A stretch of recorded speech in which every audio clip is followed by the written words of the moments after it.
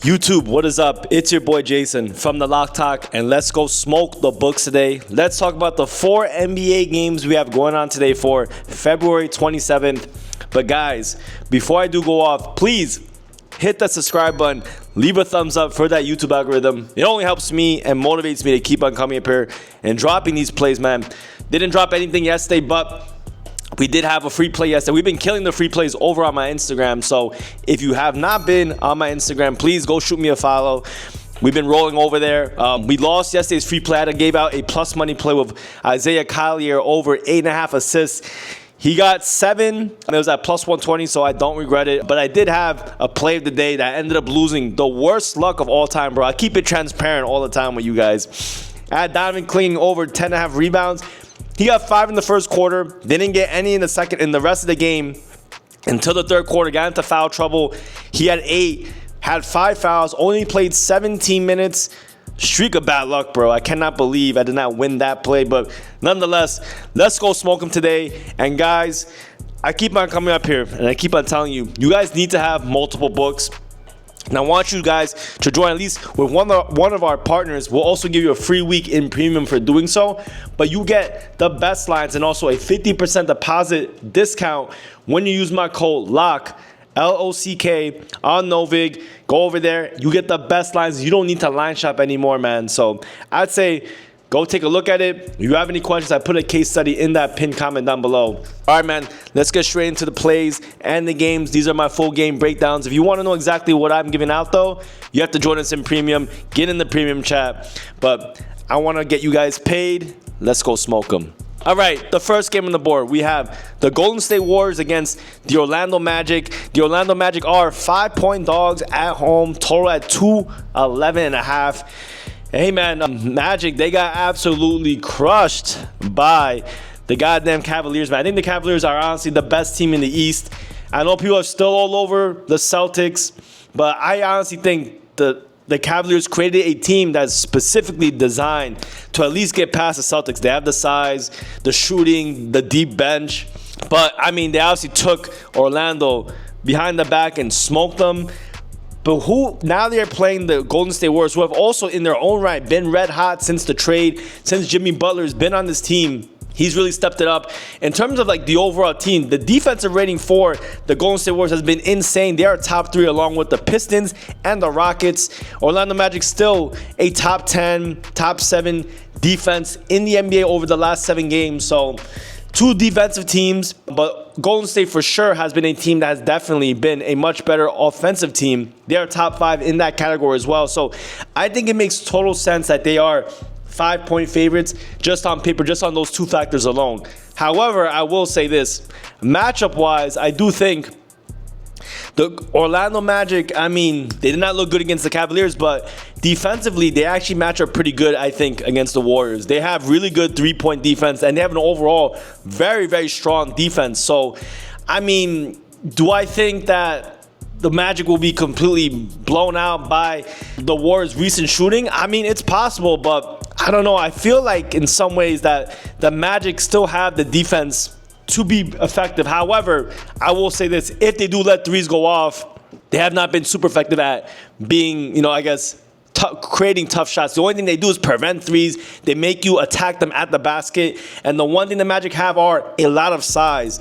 That's one area where the Warriors have been very weak. They don't have the size. They don't have the length, I think, in my opinion, to attack on the boards. But also, I mean, if they have to attack the basket to go against guys like Goga Batase, Wendell Carter Jr., Paolo Banchero, Franz Wagner, the Magic are a very tall team.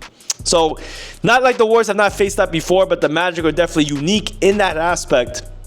So, where do we go from here, man? I mean, in my opinion, I don't know, man. I want to be contrarian, bro. Trust me, I want to be very contrarian. I mean, everyone is all over the Warriors, especially with the Magic's poor performance. But I honestly think the Magic bounce back here. They're at home, their best spot. And yeah, I think they're going to be hungry to get a win, especially against the Warriors, who been on an absolute fire. I think the matchup is just maybe not the best on the recent paper lines, but I think matchup-wise, with the way the Magic play, if they could get back to some type of old form, I think they could possibly win this game outright.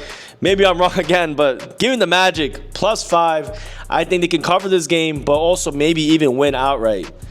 All right, guys.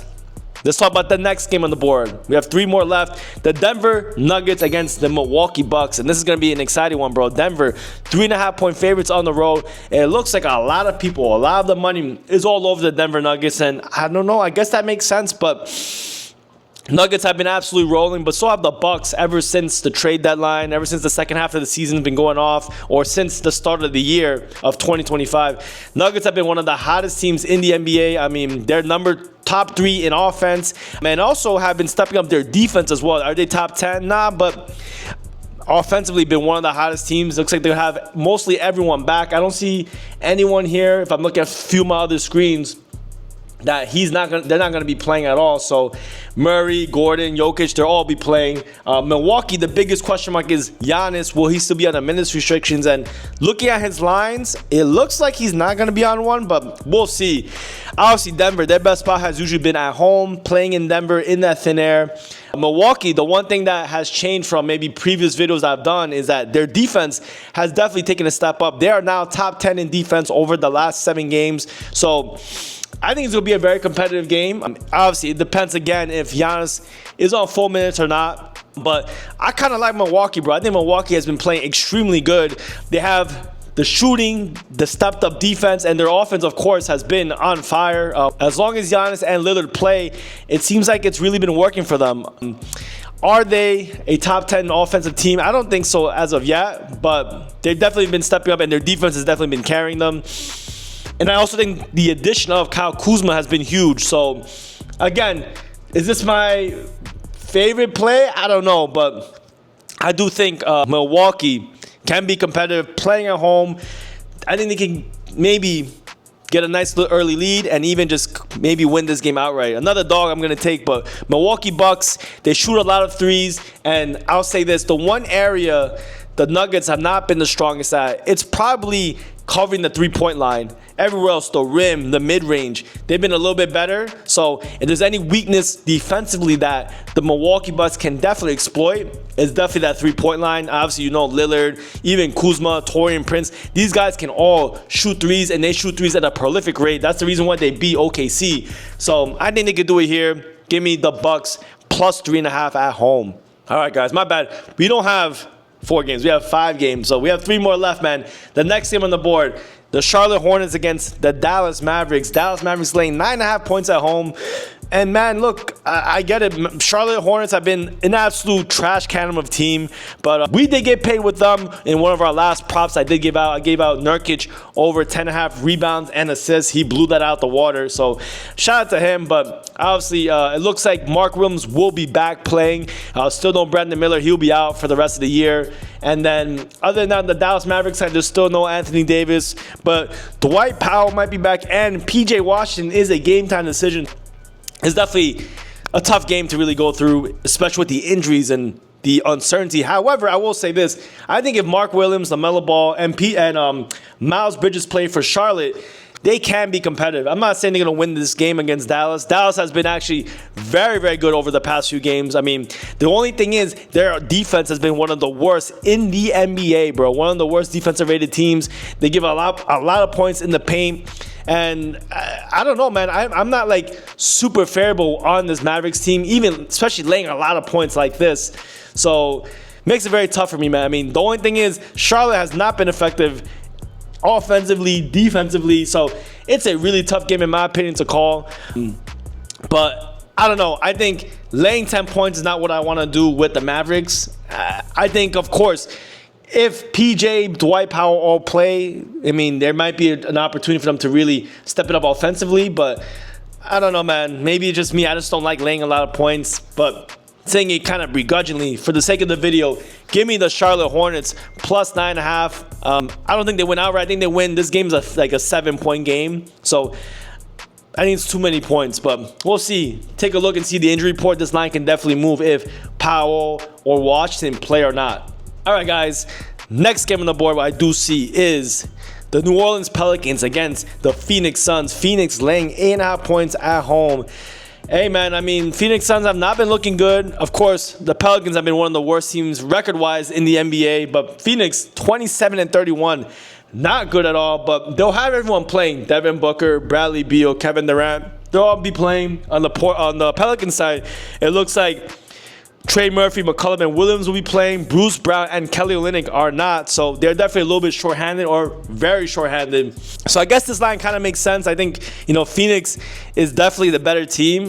The Pelicans bench is not that deep. Neither is the Suns, though.